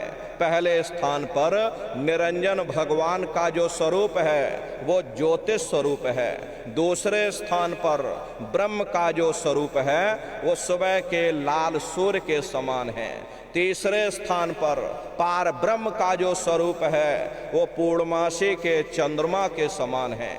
चौथे स्थान पर सोहंग पुरुष का जो स्वरूप है वो दोपहर के सूर्य के समान महाप्रकाशवान स्वरूप है। वहाँ के धनी का दर्शन करने के बाद ताके परे धाम सतनामा और बेन बजे सतलोक ठिकाना। सोहंग देश के ऊपर वो 5वां देश आता है जिसे महात्माओं ने सचखंड देश कहा। वो सचखंड देश अजर अमर अविनाशी सदा एक रस रहने वाला देश है। वहाँ न काल है, न कर्म है, न दुख है, न संताप है, न पुण्य है, न पाप है। जो जीवात्माएं वहाँ पर पहुँच जाती हमेशा के लिए जन्म मरण के बंधनों से आजाद हो जाती। वहाँ के जो मालिक हैं वो सत्पुरुष भगवान हैं जिनके रोम रोम में खरबों खरब सूरज चांद सितारे प्रकाशवान। वही हमारे आपके सच्चे मालिक हैं, वही हमारे आपके सच्चे पिता हैं। हमको आपको वहीं से नीचे उतारा गया और फिर शब्द को पकड़ करके शब्द शब्द पौड़ी पर चढ़कर और पहुँचो सचखंड सतनाम। तो शब्द कब पकड़ में आएगा? जब आप भजन करोगे। और भजन कैसे किया जाएगा जरा अच्छी तरह से समझ लो। ये आंख और कान को बंद करिएगा लेकिन मन को रोकिएगा। ऐसे समय पर तुम्हारा ये मन जरूर भागेगा। अभी आप देखो सत्संग में बैठे हो, शरीर तुम्हारा भले ही बैठा हो लेकिन मन सारी दुनिया में भाग रहा। अब किसी को पानी पीना है, मन पानी पीने पहुंच गया। कोई बाल बच्चों को घर में छोड़कर आया, ये मन बाल बच्चों में पहुंच गया। कोई दुकान दफ्तर छोड़ करके आया तो मन दुकान दफ्तर में पहुंच गया। कोई खेती बाड़ी छोड़ करके आया, शरीर बेचारा यहाँ बैठा, मन खेत में धान और गन्ना काट रहा। तो ऐसे भजन से कोई लाभ नहीं होगा। जिन्होंने मार मन डाला उन्हीं को सूरमा कहना। हिंदुस्तान में हर दुनिया में अगर कोई हमारा दुश्मन है तो वह केवल हमारा मन है। भाई भाई में झगड़ा कौन करवाता? केवल हमारा मन करवाता। कौम कौम में नफरतें पैदा कौन करवाता? केवल हमारा मन करवाता। ये मजहब मजहब में लड़ाइयाँ कौन करवाता? केवल हमारा मन करवाता। इसीलिए महात्मा कहते हैं वह बड़ा बैरी ये मन घट में, इसे का जीतना कठना। अगर दुनिया में कोई हमारा दुश्मन है वो केवल हमारा मन है। ये मन रूपी रावण कब मरेगा? जब 9 द्वारों पर फतेह हासिल करके तुम यहाँ 10वें द्वार पर चढ़ जाओगे तब सही मायने में दशहरा मनाई जाएगी। अरे बाहर की दशहरा नहीं है जो लकड़ी का रावण बना करके और फूंक फांक करके घर चले आते, कहते भाई हमने रावण मार दिया। महात्माओं ने कहा था भाई सही मायने में तुम दशहरा कब मनाओगे? जब 9 द्वारों पर फतेह हासिल करके तुम यहाँ 10वें द्वार पर चढ़ जाओगे तब सही मायने में विजयदशमी मनाई जाएगी। तब ये मन रूपी रावण तुम्हारा मरेगा। तब तुम्हारी ये जीवात्मा, अरे से जीवात्मा को महात्माओं ने राम भी कहा। हम कोई अपनी बात नहीं कह रहे। अरे आपकी धर्म पुस्तकों में लिखा है एक राम दशरथ का बेटा, एक राम घट घट में लेटा, एक राम का शकल पसारा, और एक राम है सबसे न्यारा। एक वो राम है जो अयोध्या के वासी हैं, और एक राम घट घट में लेटे, यानी हमारी आपकी जीवात्मा जो हर एक के अंदर मौजूद है। महात्माओं ने कहा एक वो राम है, और एक राम का शकल पसारा, यानी पहले स्थान के मालिक वो निरंजन भगवान जिनको दुनिया त्रिलोकीनाथ कहती है, जिनका ये पूरा पसारा पूरा संसार है। महात्माओं ने कहा भाई एक वो राम है, और एक राम है सबसे न्यारा। पांचवें स्थान के मालिक वो सतपुरुष भगवान जो हमारे आपके सच्चे पिता हैं। महात्माओं ने कहा भाई एक वो राम है। तो महात्मा तो उस राम की महिमा गाते हैं। मोटी बात आप पकड़िए कि भजन कैसे करोगे, तो ये आँख और कान को बंद कर लेना, ऊंचा ध्यान दे करके सुनिएगा। शुरू में सीटी जैसी आवाज आप सभी को सुनाई पड़ेगी, उसे पकड़ लेना, सुनते रहना। कुछ समय बाद में दोबारा आपको अनुभव होगा कि कहीं बड़ी दूर से एक महीन आवाज, घंटे और शंख की आवाज हमारे कानों में बज रही। जब घंटे और शंख की आवाज आपको सुनाई पड़ने लग जाए, तब आप सीटी की आवाज को छोड़ देना और घंटे शंख की आवाज को पकड़ लेना।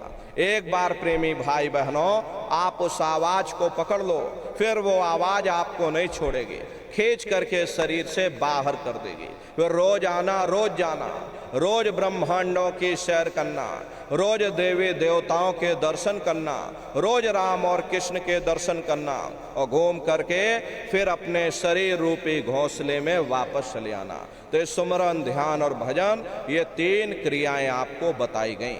रास्ता सच्चा है, आप करोगे, आपको अनुभव होगा, दिखाई भी पड़ेगा और सुनाई भी पड़ेगा।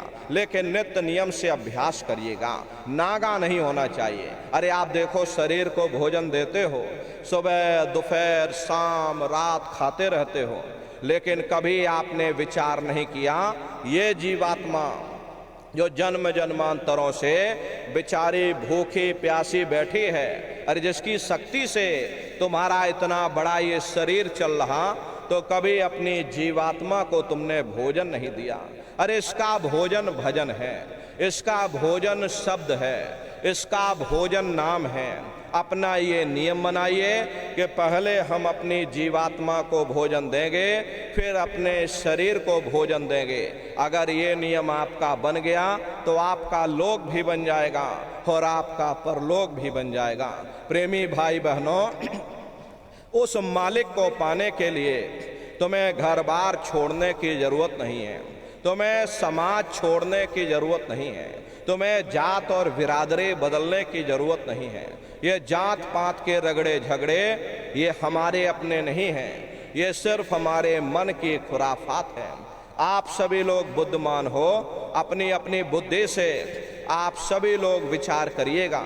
जब गुरु नानक साहब नहीं आए थे तब कोई सिख नहीं था, जब मोहम्मद साहब नहीं आए थे तब कोई मुसलमान नहीं था, जब ईसा मसीह साहब नहीं आए थे तब कोई ईसाई नहीं था। और पीछे लौटते चले जाओ तो केवल मनुष्य ही मनुष्य रह जाते हैं। ये रगड़े झगड़े किसने पैदा किए? ये हमने आपने पैदा किए। हर कोई भी महात्मा यहाँ पर आकर के ना कोई कौम मनाने आता है, ना कोई महात्मा यहाँ पर मजहब चलाने आते हैं, ना कोई यहाँ पर जात और बिरादरी बदलने आते हैं, और ना ही आप हमारे हाथों में ये डंडे और तलवारें देने के लिए आते हैं। अरे आप तो सच्चा मार्ग, सनातन मार्ग समझाने के लिए इस धरा भूमि पर शरीर रूप में अवतरित होते हैं।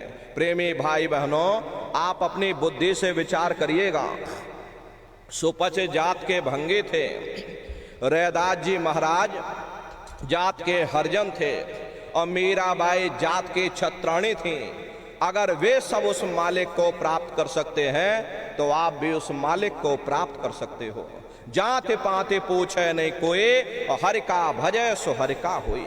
लोग यहाँ जात पात बनाते बनाते यहीं मर गए, लेकिन ऐ नर नारियों, जब तुम्हारी ये जीवात्मा इस मनुष्य रूपी चोले को छोड़ करके ऊपर धर्मराज के दरबार में उनकी कचहरी में जब पहुंचेगी तो वहां ना तुमसे ये पूछा जाएगा कि भाई तुम किस जाति के हो, अरे तुम किस कौम के हो, तुम किस मजहब के हो, अरे तुम हिंदू हो या मुसलमान हो, तुम हिंदुस्तान से आए हो या तुम पाकिस्तान से आए हो।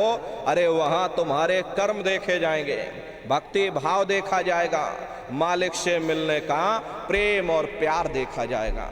इसीलिए महात्मा समझाते हैं भाई मालिक को पाने के लिए तुम्हें जात बिरादरी बदलने की जरूरत नहीं, तुम्हें समाज छोड़ने की जरूरत नहीं, तुम्हें घर परिवार छोड़ने की जरूरत नहीं, तुम्हें बाल बच्चे छोड़ने की जरूरत नहीं, तुम्हें जंगलों पहाड़ों में भटकने की जरूरत नहीं, तुम्हें साधु सन्यासी और बाबा बनने की जरूरत नहीं। अरे भाई तुम अपने अपने घर परिवार में रहो, अपने अपने बाल बच्चों के साथ रहो, अपने अपने समाज में रहो, समाज की रीत नीति के अनुसार रहो, मेहनत और ईमानदारी से काम करो और 24 घंटे में घंटा 2 घंटा अपनी जीवात्मा के कल्याण के लिए सुरत शब्द नाम की कमाई यानी सुमरन ध्यान और भजन करिएगा। यही दौलत तुम्हारे काम आएगी और बाकी सब यहीं पड़ा रह जाएगा। सुई की एक नोक भी तुम्हारे साथ में जाने वाली नहीं है। अरे बड़े बड़े राजे महाराजे आए, सारी जिंदगी उन्होंने ये किला बनाते बनाते गुजार दिया। आज उनके किलों को जाकर देखिए, आज खंडहर बने पड़े हुए। विश्व विजेता सिकंदर सारी दुनिया पर राज करने का ख्वाब देखता था, वो भी मुट्ठी खोल करके चला गया। कोई क्या साथ लेकर के जाएगा? जो चीज तुम्हारे साथ में जाने वाली है वो केवल परमात्मा की भक्ति है। इसलिए प्रेमी भाई बहनों, वो दौलत कमा लो जो अंत समय में तुम्हारे काम आवे, वरना ये समय तुम्हारा निकलता जा रहा। ये श्वासों की पूंजी ये दिन प्रतिदिन कम होती जा रही। हम लोग कहते हैं कि भाई हमारी उम्र बढ़ रही, अरे आपकी उम्र बढ़ नहीं रही, आपकी उम्र दिन प्रतिदिन कम होती चली जा रही।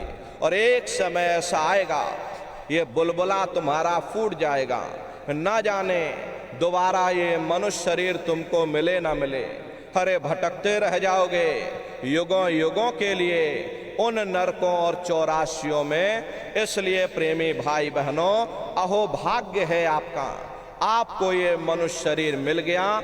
इस मनुष्य रूपी मंदिर में बैठ करके वो आत्मधन कमा लो, वो रूहानी खजाना कमा लो, जिससे तुम्हारी जीवात्मा का कल्याण हो जावे।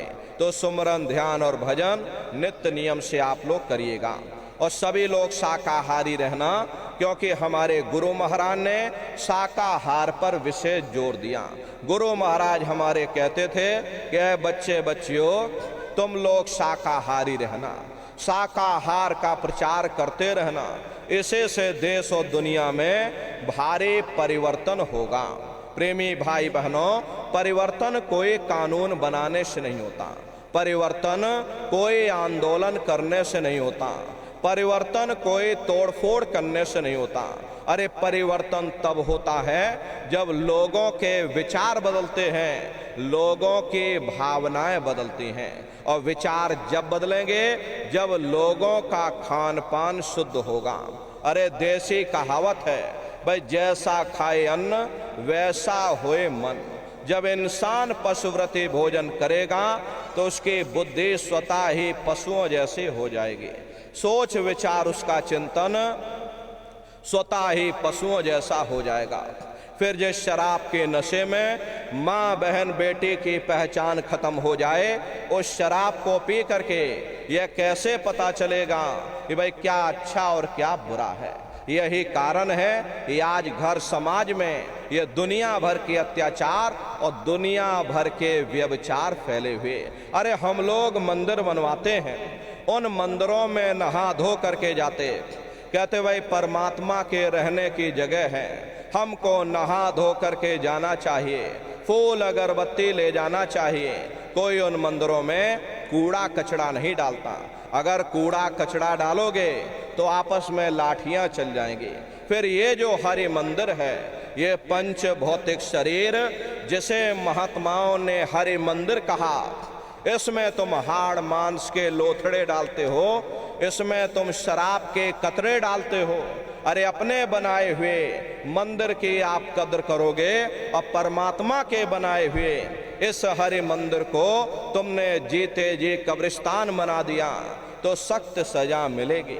हरे महात्माओं ने लिखा है कि तिल भर मच्छी खाई के और कोट गऊ दे दान और काशी करवट जा मरे, निश्चय नरक निदान। तिल भर भी मच्छी खा करके फिर चाहे कोटान कोट गऊओं का तुम दान करो और काशी में जाकर के मत्था रगड़ते रगड़ते अपनी पूरी जिंदगी वहां पर गुजार दो, फिर भी तुमको तुम्हारे गुनाहों की सजा मिलेगी, कोई बच नहीं सकता। क्योंकि ये कर्म भूमि है, यहाँ तुम जैसा कर्म करोगे वैसा फल तुमको मिलेगा। देखिए इस कर्म भूमि पर कृष्ण भगवान तक नहीं बच पाए। उस समय बाली को छिप करके बाण मारा था, वही बाली कृष्ण अवतार में बहेलिया बन करके आ गया। कृष्ण भगवान के पैरों में पद्म चमकता था, हिरण की आंख समझ करके और बहेलिए ने निशाना मार दिया। और जब पास में आकर के देखा कृष्ण भगवान थे, अफसोस करने लगे। लेकिन कृष्ण भगवान ने उसको समझाया कि भाई इसमें तुम्हारा कोई दोष नहीं, उस समय हमने तुमको मारा, आज तुमने हमको मार दिया, हमारा तुम्हारा अदला बदला पूरा हो गया।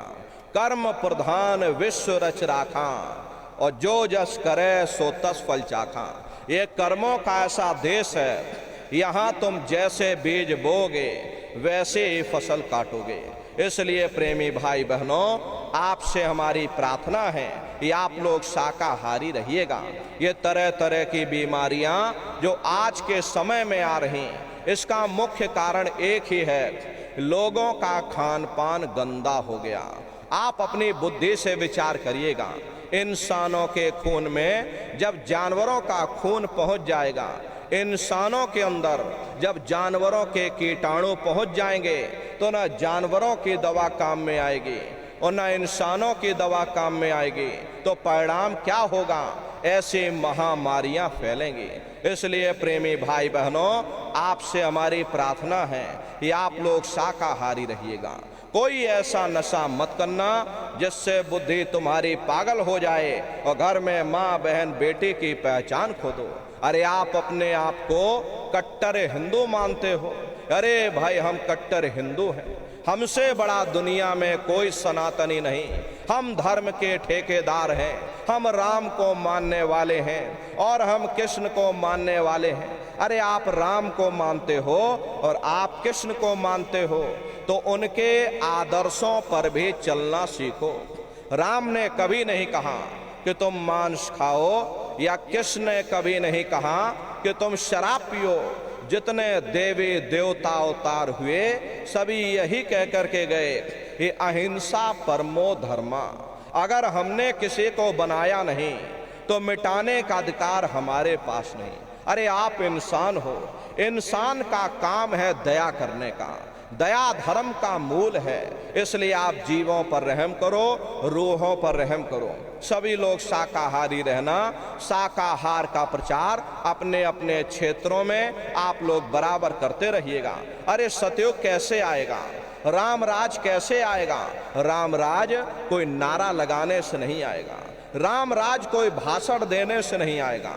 राम राज जब आएगा जब आप लोग धर्म का प्रचार करोगे और धर्म का प्रचार करने की जिम्मेदारी हम सभी प्रेमी भाई बहनों की है, क्योंकि हम सभी लोग अपने गुरु महाराज के मेहनत और पसीने के जलाए हुए चिराग हैं। अगर एक एक चिराग एक एक गांव में पहुंच जाएगा, ये पूरा गांव प्रकाशवान हो जाएगा, ये पूरा समाज प्रकाशवान हो जाएगा। गुरु महाराज के संदेशों को जन जन के बीच में पहुंचाने की जिम्मेदारी हम सभी प्रेमी भाई बहनों की है। गुरु महाराज हमारे कह करके गए कि बच्चा गांव गांव में तुम भजन केंद्र की स्थापना करो, गांव गांव में सत्संग होने लग जाए, गांव गांव के लोग भजन करने लग जाएं, गांव गांव के लोग शाकाहारी हो जाएं, गांव गांव के लोग सदाचारी हो जाएं, गांव गांव के लोग चरित्रवान हो जाएं, आंखों में माँ बहन बेटे की पहचान कायम हो जाए। जब हमारा ये गांव बदल जाएगा तो ये पूरा समाज बदल जाएगा, निश्चय ही कलयुग में सतयुग आ जाएगा। इसलिए प्रेमी भाई बहनों, धर्म के प्रचार में आप सभी लोग अपना अपना योगदान दीजिएगा। प्रत्येक सत्संगी प्रेमी भाई बहन एक एक गांव को गोद लेकर के और शाकाहार का प्रचार, गुरु महाराज का संदेश जन जन के बीच में पहुंचाते रहिएगा। देखिए हमारे गुरु महाराज परम संत बाबा जय गुरुदेव जी महाराज ने एक अच्छे समाज के निर्माण के लिए, चरित्रोत्थान के लिए और लोगों को शाकाहारी और सदाचारी बनाने के लिए 116 वर्ष की आयु तक अथक मेहनत और परिश्रम किया। हमारे गुरु महाराज ने अपने गुरु की याद में मथुरा आश्रम पर इतना विशाल मंदिर बनवाया। गुरु महाराज हमारे कहते थे कि बच्चा, मंदिर का वो देवता वहां पर बैठ करके बरकत बांट रहा। अरे आप लोग आइए, वहां कोई रुपया पैसा नहीं चढ़ाया जाता, कोई चंदा चुटकी नहीं। अरे आप लोग आए, मंदिर के देवता के सामने अपनी एक बुराई को चढ़ा दीजिए। वहां पर बुराई चढ़ाई जाती है कि हम आज से मांस मछली नहीं खाएंगे, हम आज से अंडा शराब का सेवन नहीं करेंगे, हम आज से झूठ नहीं बोलेंगे, हम आज से किसी को धोखा नहीं देंगे। अरे आप अपनी एक बुराई चढ़ा दो, आपकी एक मनोकामना पूरी होगी। ऐसा वरदानी मंदिर गुरु महाराज ने अपने गुरु की याद में मथुरा आश्रम पर बनवाया है। उन्हीं की याद में ये पावन भंडारे का कार्यक्रम 20 दिसंबर से और 24 दिसंबर तक मथुरा आश्रम पर मनाया जाएगा। तारीख आप लोग याद रखिएगा, 20 से 24 दिसंबर तक पूज्य दादा गुरु महाराज का ये पावन भंडारे का कार्यक्रम होगा। तो आप सभी प्रेमी भाई बहन भंडारे के कार्यक्रम में पधारिएगा। देश के कोने कोने से दसियों लाख की संख्या में सत्संगी प्रेमी भाई बहन मथुरा दरबार में पधारते हैं। उनके रहने ठहरने के लिए अलग अलग जिलों के टेंट राउटी डेरे लगाए जाते हैं। भोजन पानी के लिए अलग अलग जिलों के वहाँ पर निःशुल्क भंडारे चलते हैं। हजारों हजार की संख्या में बराबर भंडारे वहाँ चलते रहते हैं। प्रेमी भाई बहनों, अपना बहुत बड़ा आश्रम है, करीब करीब 10 किलोमीटर के व्यास में अपना आश्रम बना हुआ, वहीं पर एक कार्यक्रम होता है। अपने आश्रम पर गुरु महाराज की एक छोटी सी गौशाला भी है। गुरु महाराज के पास में कुल 2 गाय थीं। 2 गायों का इतना बड़ा परिवार है। ये आज के समय में करीब करीब 3000 गायें हैं और 3000 के ऊपर सांड हैं। गौशाला अलग है, नंदीशाला अलग है। किसी को बाहर नहीं भेजा जाता, क्योंकि हमारे गुरु महाराज कह करके गए, ये मेरी प्यारी गाय हैं, बच्चा इनको यहीं रखना, यहीं सेवा पानी करना। अगर बाहर भेज दोगे लोग मार देंगे, काट देंगे। इसीलिए चाहे गाय हो या चाहे बैल हो, हमारे यहाँ किसी को बाहर नहीं भेजा जाता। गायों के लिए अलग से गौशाला है और सांडों के लिए अलग से नंदीशाला बनी। उसी के बगल में अपना एक बहुत बड़ा विद्यालय है, जिसमें 2,500 से 3,000 बच्चे निःशुल्क विद्या अध्ययन करते हैं। कॉपी किताब, पढ़ाई लिखाई, भोजन पानी बिल्कुल निःशुल्क है। उसी के बगल में अपना एक बहुत बड़ा अस्पताल है। प्रेमी भाई बहनों, वो गुरु महाराज की दया कृपा से वो अस्पताल बन करके तैयार हो चुका। वो गुरु महाराज की कर्म भूमि है और गुरु महाराज की जन्मभूमि, जहाँ पर हमारे गुरु महाराज का जन्म हुआ, जिला इटावा, ग्राम खितौरा में है। जैसा भव्य मंदिर मथुरा दरबार में बना हुआ, उसी तरह से भव्य मंदिर गुरु महाराज की जन्मभूमि पर बन करके तैयार हो चुका। ये जो आप पोस्टर देख रहे हो, ये गुरु महाराज की जन्मभूमि का ही मंदिर है। और इधर जो फोटो इधर लगी है, ये मथुरा दरबार का मंदिर है। प्रेमी भाई बहनों, तो समय निकाल करके अपने दरबार में पधारिएगा, अपने बच्चों को भी साथ में लेकर के आइएगा। हम लोग ये सोचने लगते हैं कि अरे बच्चों को क्या करेंगे ले जाकर, ये बच्चे छोटे हैं, इनको घर में रहने दो, इनको पढ़ाई लिखाई करने दो, अभी इनकी पढ़ाई लिखाई की उम्र है। ये सत्संग सुनना और ये भजन पूजा पाठ करना, ये तो हम लोगों का काम है। इन बच्चों को घर पर पढ़ाई लिखाई करने दो।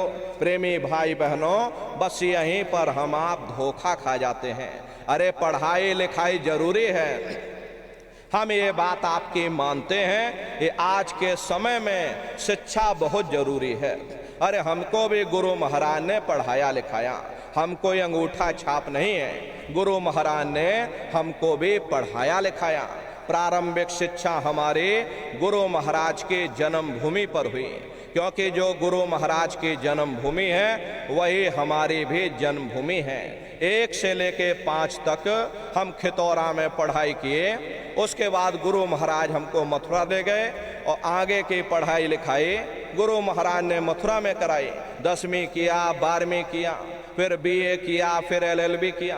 तो कहने का मतलब ये है कि गुरु महाराज ने हमको भी पढ़ाया लिखाया।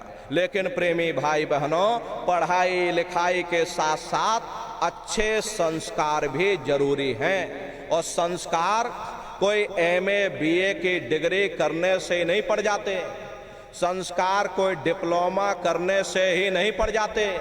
अगर MA BA की डिग्री कर लेने से ही बच्चों के अंदर संस्कार पड़ गए होते तो हिंदुस्तान में इतने वृद्धाश्रम न खोले जाते।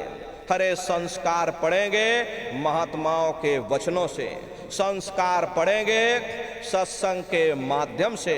ये बच्चे देश के भविष्य हैं, इन बच्चों के अंदर अच्छे संस्कार डालना ये समय की बहुत बड़ी मांग है। अरे आज के समय में बच्चों के अंदर संस्कारों की कमी देखी जा रही, वरना पहले के समय में अकेले माँ बाप अपने 4-4 बच्चों को पाल लेते थे।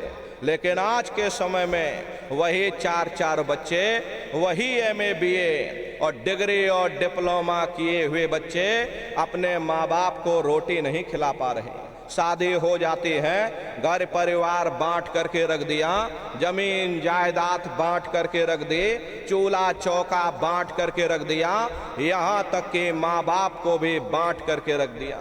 10 दिन तुम हमारे घर में छोड़ दो और 10 दिन बाद तो। इसलिए प्रेमी भाई बहनों, अपने अपने बच्चों के साथ, इष्ट मिष्ट परिवार वालों के साथ आप सभी प्रेमी भाई बहन भंडारे के कार्यक्रम में सब परिवार सादर आमंत्रित हैं। आप लोग पधारिएगा और सुमरन ध्यान और भजन बराबर आप लोग करते रहना। इतना जान लो प्रेमी भाई बहनों, ये रास्ता बिल्कुल सच्चा है। आप करोगे तो आपको अनुभव होगा, दिखाई भी पड़ेगा, सुनाई भी पड़ेगा। अरे आपका लोक भी बन जाएगा और आपका परलोक भी बन जाएगा। इसी के साथ अब हम अपनी वाणी को विराम देते हैं। आप लोगों ने अपना कीमती समय हमको दिया, इसके लिए आप सभी प्रेमी भाई बहनों को बहुत बहुत साधुवाद है। कहने सुनने में यदि हमसे कोई गलती, कोई भूल चूक हुई हो, अरे हम तो छोटे हैं, आप सभी लोग हमारी माताएं बहनें बूढ़े बुजुर्ग हमको छोटा समझ करके आप सभी प्रेमी भाई बहन हमको क्षमा कीजिएगा। बोलो जय गुरुदेव, जय गुरुदेव। अभी हम नीचे उतर जाएंगे, बारी बारी से आप लोगों से मिल भी लेंगे, लेकिन आप लोग कोई धक्का मुक्की